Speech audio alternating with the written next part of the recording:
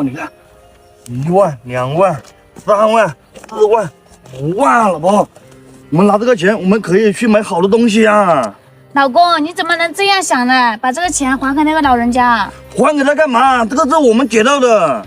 哎呀，我告诉你啊，现在这个社会谁会带那么多现金啊？人家肯定有急用，肯定才带那么多现金啊。他有什么急用啊？他有什么急用？关我什么事？走了走了。那我告诉你，你还不还？我不还。给我，给我！你今天只要敢把这个钱还给他，我们2个就离婚。离婚就离婚，给我滚！屏幕前的家人们，像这样的老公该不该要？不该要的话，评论区告诉我。还有这个钱啊，肯定是人家那个老人家急用钱才会带那么多现金。你们觉得我应不应该还给他？如果应该的话，给我点个红心，点个关注，我们马上去还给他。走。